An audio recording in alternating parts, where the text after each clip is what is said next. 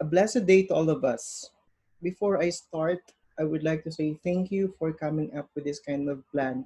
I know these times are very hard, but you're giving us a push to move forward with our paper. And we do present ourselves on behalf of my classmates that we're going to make the use out of it. So again, thank you very much. To start with, let me introduce myself to you. My name is Lixcel Lantican, and I'm going to present to you my working paper entitled The Effect of Workload and Job Satisfaction on Work Stress, Emotional Commitment, and Turnover Intention of the faculty members under hospitality management. So let's start first with the problem and its background. So there is the growing need of the students.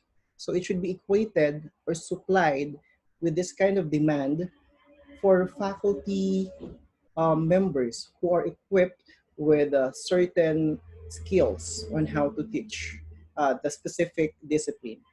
So given that there is a rising demand of the career, there is an ongoing threat to academic managers for certain faculty shortages. So what are these? Could be retiring teachers, increasing student enrollment, and some faculty members opt to leave the profession in order to pursue other careers, especially now that we have the new normal. And in cases that the new normal still doesn't happen yet, they opt to practice what they have learned for the longest time, particularly in their academic years. They would like to expose themselves in the industry instead of teaching. And again, this causes staff shortage. So basically, faculty of hospitality management becomes a pressing concern and establishes a need to investigate the satisfaction and commitment and the intent to remain employed in the new curriculum. And also, this is imposed by CHED for long-term trajectory of employee retention.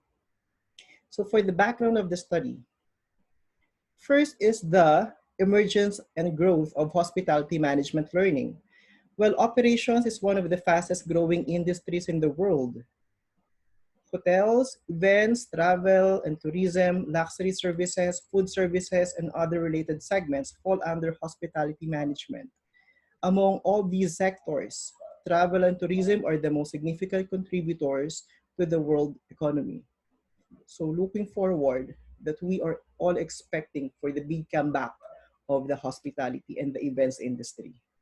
And we're claiming that amidst of the COVID-19 threat. But again, we're all being positive that everything will be fine. Next would be the affordability of hospitality management education. So just like more costly degrees, hospitality courses are on the rise. Gone are the days that hospitality courses are just an option and not more the late or the last resort for the students who are rejected from other courses. So basically, done are those the days. Next would be the preference for taking hospitality management and the faculty turnover. So turnover among faculty is very significantly higher compared to other professions. So statement of the problem. Uh, Low employee retention in hospitality organizations result in financial loss with the departure of their most valuable asset, which is the human capital. So there is a need to prepare and return a skilled body of faculty members who can successfully engage the students in hospitality management and environments in the growing field of hospitality management education. So what are the objectives of the study? So these are the questions that I would like to answer. So basically, I would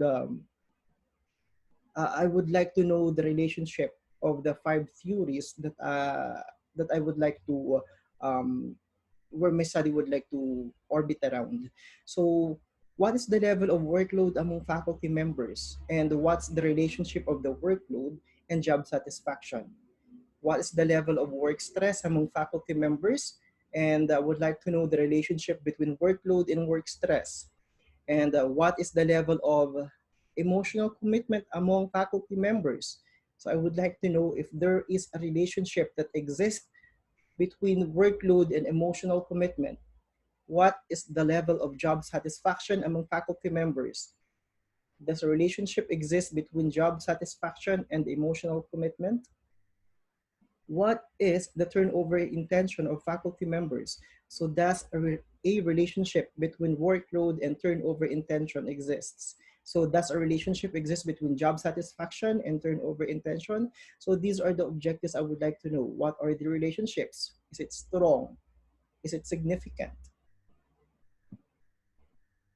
So this study um, has prime significance. So this study was of practical significance to faculty, school leaders, and members of higher education who work in the field of hospitality management education. As faculty members will respond to the survey instrument, data will be analyzed to determine the level of job satisfaction among hospitality management. As well, I would like to identify the factors that influence the satisfaction or dissatisfaction of hospitality management faculty members, as it is related to their commitment and intent to remain in the field of hospitality education. And for the administrators of schools could utilize the information when considering professional development, policy planning, hiring process, and the school culture. So what are the scopes and limitations? So first, the data gathering will be conducted during the extended community quarantine. So meaning to say, given the fact that we are to not to practice face-to-face contact, I will be making use of the online survey. And the findings from the study will reflect the perceptions of both of the faculty members and the corresponding managers. And I will be the data gathering and the approach of this study will be practicing the new normal. And also with the study that I will be conducting, uh, it's not more of the new normal still doesn't it isn't happening yet. So I have to take consideration of that. So for the chapter 2, the review of related literature. So first is the workload. Workload is defined as the intensity of job assignments. It is the amount of work assigned to or expected from a worker in a specified period. So I have here few references that um, tells about something about workload. First, it is the perceived relationship between the amount of mental processing capability or resources required to complete a task, according to Noemi Yokopogi of 2018. So according to Kenny and Flack of 2019, service and administration roles and tasks are essential aspects of academic work. Many employees claim that they can go on with high workload as they have reached a threshold of what they could already bear, according to Dale et al. So next would be the job satisfaction. Job satisfaction, according to Hain et al., um, it is an essential component of improving job performance and maintaining the overall quality of work in any organization. And it's also considered to be the multiple factors which affect a person's job satisfaction, including the pay, the benefits, promotions, working condition, leadership, and social relationship, diversities of tasks involved, and opportunities and other challenges. So faculty members have a positive attitude towards job, but dissatisfied not only with the benefits offered to them, but also in the operating condition of their respective institutions. And lastly, um, employees found that salary occupies the most important factor for influencing employees' job satisfaction compared with other significant factors. Third would be the work stress. This refers to a condition in which factors associated with the job that would change the psychological and physiological terms of an individual, and cause the person to diverge from normal functioning. And it could also hurt the mental and physical health and performance of the employees. Next would be the emotional commitment or the organizational commitment. Employees who participate more do have higher commitment to the organization. So this is the concern. How will you turn the employees to be more participative? Because they would give more when what's expected from them. So social recognition, namely praise from fellow workers, leaders, or staff, may be a valuable factor in increasing employees' organizational commitment. So turnover. According to Curtis, employees plan to leave their positions or whether that organization plans to remove employees from positions, either voluntary or involuntary. So, to discuss the theoretical framework, it is framed by a combination of different theories, again, by my five factors, which are the theories of job satisfaction, the theory of workload, the theory of work stress, the theory of emotional commitment, and the theory of turnover intention. So this is my conceptual framework. So with the five theories, I'm going to relate workload and job satisfaction accordingly to work stress, emotional commitment, turnover intention. Okay, for the methodology, the research design will be more of a quantitative method, and it will be a descriptive research survey design, and the data gathering will be in a form of a Google Forms. It's because we have to practice social distancing.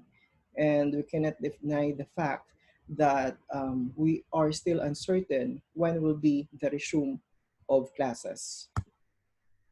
So who are the participants of the study?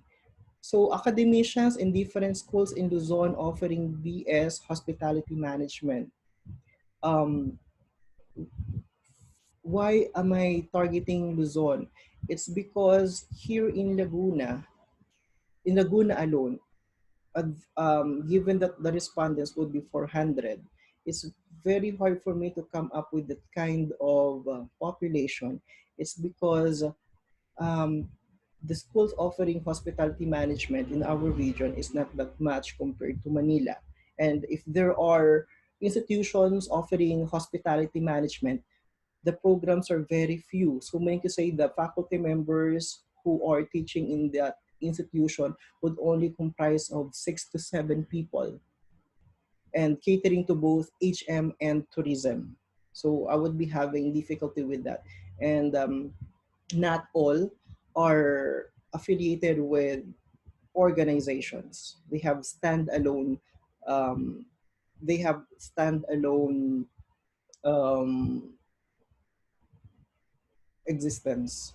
So it will be in terms of the online survey, and over the program, I will be giving the forms first to the program head and of the identified institution. Um, the list will be coming from RMA and Corep. So the instrumentation would be the online questionnaire, and there would be a validation of the instrument. The data gathering method will be comprised of two phases. First is the identification of my target proponents or the profiling. And next would be phase two, giving the appropriate questionnaires to the identified proponents. So those are, uh, that is my proposal basically. So attach in the email are my questionnaire, the working questionnaire, and the appropriate references. So again, thank you very much for listening to me, and that concludes my proposal video. Thank you.